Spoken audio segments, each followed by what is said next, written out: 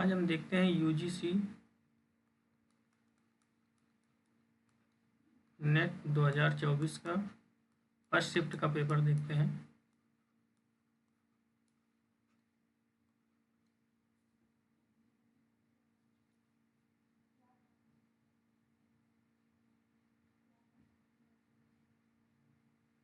पहला क्वेश्चन है, भरत मुनि ने काव्य गुणों की संख्या कितनी मानी है? तो कितनी मानी है? 10। अगला क्वेश्चन देखते हैं, भारत सरकार के राजभाषा विभाग का सी-डैक की सहायता से लीला हिंदी प्रबोध नामक सॉफ्टवेयर किसने तैयार किया था? तो हेमंत करवारी ने। अगला क्वेश्चन है, वाक्यम रसात्मक काव्यम किसने लिखा है? तो आचार्य विश्वनाथ ने लिखा है। शब्दार्थो सहितो काव्यम गद्यम पद्यम च तद्विधा किसने लिखा है? भामा ने लिखा है। रमणीय अर्थ प्रतिपादिका शब्दम काव्यम किसने कहा है? पंडित राम जगन्नाथ ने कहा है। काव्य शब्दोयम गुणम अलंकार संस्कृतयो शब्दार्थ योर वर्तते किसने कहा है? वामन ने कहा है। अगला क्वेश्चन है, शिवपालगंज के बारे में ऐसा लगता है कि महाभारत की तरह जो कहीं नहीं है वो यहाँ है, जो कहीं नहीं है वो यहाँ है, और जो यहाँ है वो कहीं नहीं है किसने कहा है? तो रंगनाथ ने कहा। किसने? रंगनाथ ने। अगला प्रश्न है, कोई भी हो वह क्या बोले, पागल बन नत निर्भर न करे, अपनी दुर्बलता बल संभाल गंतव्य मार्ग पर पैर धरे। कामायनी के किस सर्ग से उद्धृत है? तो ईड़ा सर्ग से। किस सर्ग से? ईड़ा सर्ग से। अगला प्रश्न देखते हैं, कविता क्या निबंध के बारे में क्या सही कथन है? इस शीर्षक से शुक्ल जी ने 1909 में एक छोटा सा लेख लिखा। सही है। निरंतर संशोधन परिवर्तन के द्वारा अंततः 1929 में इसे अंतिम रूप दिया गया। ये भी सही है। और मनुष्य को कर्म में प्रवृत्त करने वाली मूल प्रवृत्ति भावात्मिका। ये तीनों सही है, बाकी ये गलत है। सौंदर्य बाहर और मन के भीतर की वस्तु, ये भी गलत है। अगला प्रश्न देखते हैं हम, शांतिप्रिय द्विवेदी का जो आलोचना ग्रंथ है वो कौन सा है? तो है युग और साहित्य। फिर है अजय प्रसाद द्विवेदी का हिंदी साहित्य है। बच्चन सिंह का है साहित्य का समाजशास्त्र और रूपवाद। इंद्रनाथ मदान का है आधुनिक कविता का मूल्यांकन इंद्रनाथ मदान। बच्चन सिंह ने लिखा साहित्य का समाजशास्त्र और रूपवाद। शांतिप्रिय द्विवेदी ने लिखा युग और साहित्य। अजय प्रसाद द्विवेदी ने लिखा हिंदी साहित्य।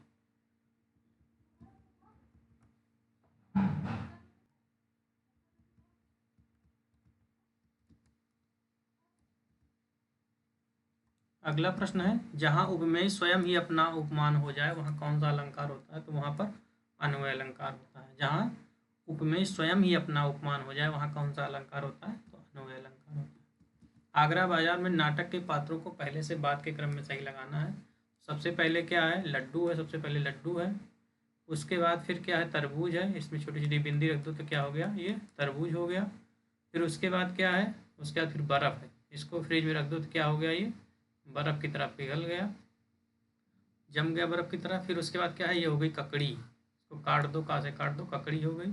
और लास्ट में क्या हो गया? ये पान वाला हो गया। लास्ट में क्या हो गया? पान वाला। सबसे पहले क्या है? लड्डू वाला, उसके बाद तरबूज वाला, उसके बाद बर्फ़ वाला, फिर ककड़ी वाला, फिर पान वाला। अगला प्रश्न है, गुरुपदेशाय ध्येतुं शास्त्रं जड़धियो आप्यलम काव्यम तु जायते जातु कश्चित प्रतिभावता। काव्य के संबंध में युक्त किस आचार्य की है? तो किसकी है? भामा की। गुरु उपदेश से शुरू होता है, किसने कहा है? तो भामा ने कहा। अगला है, को नहीं पकड़त मेरो हाथ 20 कोटि सुत होत फिरत मैं हा होए अनाथ। भारत दुर्दशा के किस अंक से है ये गीत? क्या है? को नहीं पकड़त मेरो हाथ 20 कोटि सुत होत फिरत मैं हा हो या हो अनाथ। तो ये दूसरे अंक से। किस अंक से है? दूसरे अंक से। अगला प्रश्न हम देखते हैं, कला के किस क्षण में फैंटेसी साहित्य कलात्मक अभिव्यक्ति का रूप धारण करने लगती है? तो कला के तीसरे क्षण में। किस क्षण में? तीसरे क्षण में क्या होता है? फैंटेसी साहित्यिक कलात्मक अभिव्यक्ति का रूप धारण कर लेती है। अगला प्रश्न देखते हैं, अब तक क्या किया जीवन क्या जिया किसने लिखा? अब तक क्या किया जीवन क्या जिया किसने किया? मुक्तिबोध ने। विस्तृत नभ का कोई कोना, विस्तृत नभ का कोई कोना किसने लिखा है? महादेवी वर्मा की लाइन है। आराधन का दृढ़ आराधन से दो उत्तर निराला का है। और श्रेय नहीं कुछ मेरा मैं तो डूब गया था स्वयं शून्य में अज्ञेय का है। तो अब तक क्या किया जीवन क्या जिया मुक्तिबोध का है। विस्तृत नभ का कोई कोना महादेवी वर्मा का है। आराधन का दृढ़ आराधन से दो उत्तर निराला का है। और श्रेय नहीं कुछ मेरा मैं तो डूब गया था स्वयं शून्य में अज्ञेय का है। अगला क्वेश्चन देखते हैं, ग्रेगरीन रोज कहानी के संबंध में उचित कथन क्या सही है? तो मालती के पति सरकारी डॉक्टर थे, ये सही है। मालती के पिता द्वारा लाई गई किताब फाड़कर, मालती ने पिता के द्वारा लाई गई किताब फाड़कर फेंक दी, ये भी सही है। और मालती के शिशु को चोट लगती रहती थी, रोज गिर पड़ता था, ये भी सही है। 3 सही है। बाकी मालती को अपने परिवार से गृह से सुख का अनुभव होता था, बिल्कुल गलत है। सरकारी अस्पताल और डॉक्टर के प्रति उनके मन में अच्छी भावना थी, ये भी गलत है। तो 3 सही है, 2 गलत है। अगला क्वेश्चन है, निबंध और निबंधकार का सही युग्म बताना है।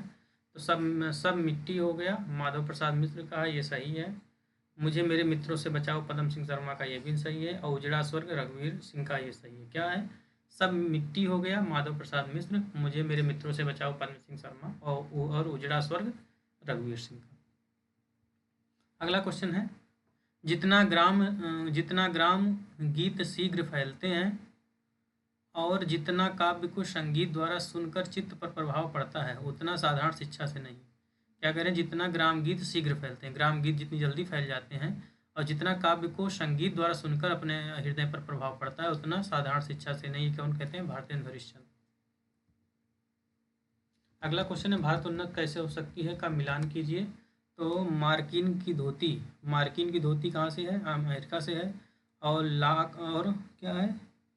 ताकलाट का अंगा, ताकलाट की ताकलाट का अंगा, ये है इंग्लैंड से। कंघी है फ्रांस से। और चर्बी की बत्ती जर्मनी से। तो मार्किन की धोती अमेरिका से, और ताकलाट का अंगा फ्रांसीस से, ताकलाट का अंगा इंग्लैंड से, कंघी है फ्रांस से, और चर्बी की बत्ती है जर्मनी से। अगला है, प्रेमचंद घर में को सही क्रम में लगाना है इनके तथ्यों को। सबसे पहले शिवरानी देवी की पहली कहानी साहस पत्रिका में साहस अंक में प्रकाशित हुई। किसमें? साहस अंक में। अगला है, ये पहला क्रम हो गया पहले नंबर पर। फिर उसके बाद है, प्रेमचंद द्वारा मोटे राम शास्त्री नामक की कहानी लिखने पर एक शास्त्रीय महाशय ने केस दायर किया था, ये दूसरे नंबर पर है। फिर लखनऊ के गवर्नर हेली धनपत राय को राय साहिबी देना चाहते थे क्योंकि वे भारत के सबसे बड़े राइटर थे, ये है। फिर है, शिवरानी देवी की पिकेटिंग करते हुए गिरफ्तारी हुई, ये चौथे नंबर पर है। और लास्ट में है, साहित्य सभा की मीटिंग के लिए प्रेमचंद पहली बार दिल्ली जाते हैं, ये सही है। अगला क्वेश्चन देखते हैं, मिलान करना है। मुर्दैया में प्रयुक्त शब्द हैं और आशय उसका क्या है। तो डांगर हो गया मरे हुए पशुओं का मांस। अन्यास क्या हो गया? तो लाल कपड़े में रखी हुई हस्तलिपि पांडुलिपि हो गई अन्यास। परवाना क्या हो गया? परवाना हो गया शव यात्रा के दौरान गाया जाने वाला विशेष भजन परवाना। अब विक्टोरिया क्या है? चांदी का सिक्का। अगला क्वेश्चन देखते हैं हम, अरस्तु के त्रासदी के अंगों का सही क्रम लगाना। अरस्तु के त्रासदी के अंगों का सही क्रम लगाना है। सबसे पहले कथानक है नंबर 1 पर, फिर उसके बाद चरित्र है नंबर 2 पर चरित्र, नंबर 1 पे कथानक, नंबर 3 पे है विचार, नंबर 4 पे है पद योजना, नंबर 5 पे है गीत।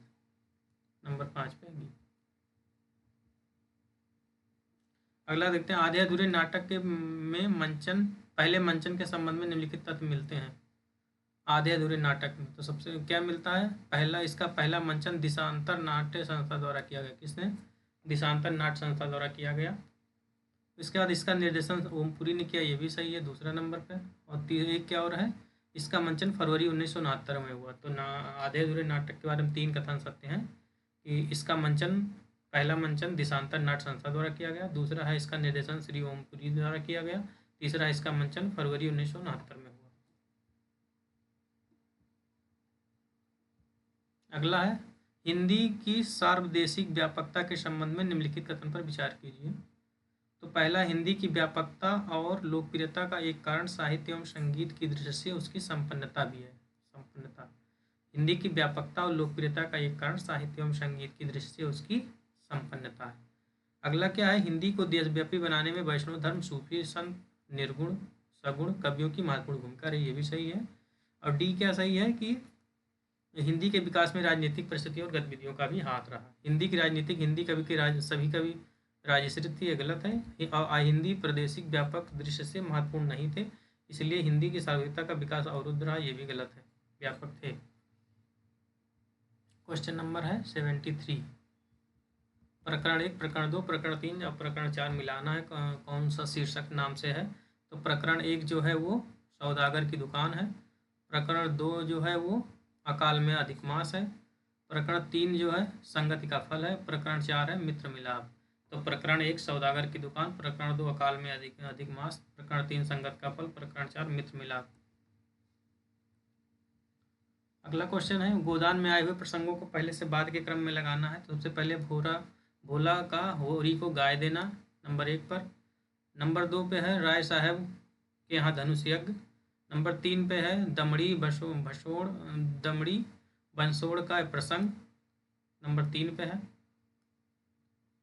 नंबर 4 पे है शिकार प्रसंग और नंबर 5 पे है सुंदरिया गाय की हत्या। तो गाय पहले नंबर पे है देना, लास्ट नंबर पे गाय की हत्या। अगली बार अगर कोई क्वेश्चन आए तो। अगला कि ध्रुव स्वामी नाटक में संवादों का पहले से बाद में क्रम में लगाना है। ध्रुव स्वामी, तो इसका सेकंड ऑप्शन लग रहा है, अगर ये वाला सही होगा तो पहला सही होगा। 1 नंबर पे ये आएगा सबसे पहले, फिर ये आएगा नंबर 2 पे, नंबर 3 पे ये आएगा और नंबर 4 पे डी वाला आएगा, नंबर 5 पे ये वाला होगा। इसी हिसाब से लगा होगा सही, तो देखते हैं। कामायनी के स्वर्गीय पर सही क्रम लगाना है। तो सबसे पहले है ई, फिर बी दूसरे नंबर पर, फिर ए, फिर सी, फिर डी। चिंता, आशा, श्रद्धा, काम, वासना, लज्जा, कर्म, ईर्ष्या, ईड़ा, स्वप्न, संकट, निर्वेद, दर्शन, रहस्य, आनंद। चिंता, आशा, श्रद्धा, काम, वासना, लज्जा, कर्म, ईर्ष्या, ईड़ा, स्वप्न, संकट, निर्वेद, दर्शन, रहस्य, आनंद। अगला क्वेश्चन देख लेते हैं, 80 तक पूरा कर देते हैं। उत्तर प्रदेश सरकार द्वारा 31 जुलाई 1947 को देवनागरी लिपि सुधार समिति के अध्यक्ष कौन थे। तो नरेंद्र देव थे। 31 जुलाई 1947 देवनागरी लिपि सुधार समिति के अध्यक्ष आचार्य नरेंद्र देव। कोसी का घटवार में पर गोसाई के कथनों को पहले से बाद के क्रम में लगाना है। तो सी है पहले, क्या कहा था कि सुबह से अब तक 10 पसेरी भी नहीं हुआ, सूरज कहाँ चला गया। फिर उसके बाद है पिछले साल पलटन से लौट आया था, वक्त काटने के लिए ये लगवा लिया। फिर अगला है लोग ठीक कहते हैं, औरत के हाथ बनी रोटियों में स्वाद ही दूसरा होता है। फिर सबसे सी है, फिर डी है, फिर उसके बाद बी है, पहले ये है फिर कि बच्चा है भूख लगाई होगी, डांटने से क्या फ़ायदा है, ये तीसरे नंबर पे है। चौथे नंबर पे ये है कि लोग ठीक ही कहते हैं, औरत के हाथ की बनी रोटियां स्वाद दूसरा ही होता है। फिर लास्ट में ये है 5वें नंबर पर, सबसे लास्ट में ये है 6ठे नंबर पर, क्या है कि कभी 4 पैसे जुड़ जाएं तो गंगनाथ जाकर लगाकर भूल चूक की माफ़ी मांग लेना, गंगनाथ जाकर। अगला क्वेश्चन नंबर 79, क्या है कि मुर्दहिया किस गांव की बहुउद्देशीय कर्मस्थली है। तो धर्मपुर की। मुर्दहिया किस गांव की बहुउद्देशीय धर्मस्थली है। तो धर्मपुर की। लास्ट क्वेश्चन देखते हैं 80, उसके बाद फिर बाद में पढ़ेंगे 70 क्वेश्चन। इस सौंदर्य के सामने जीवन की सब सुविधाएं ये हैं, इसे आंखों में व्याप्त करने के लिए जीवन भर का समय भी पर्याप्त नहीं। आषाढ़ का एक दिन नाटक में यह कथन किसका है। तो प्रियंक मंजरी का है। क्या कहा है प्रियंक मंजरी ने, इस सौंदर्य के सामने जीवन की सब सुविधाएं ये है, इसे आंखों से व्याप्त करने के लिए जीवन भर का समय भी पर्याप्त नहीं, पूरे जीवन का कह रही हैं। तो ये कौन कहती है, प्रियंक मंजरी। इस तरह हमने 30 क्वेश्चन हमने देख लिए। फिर अगले देखते हैं आगे की क्लास में।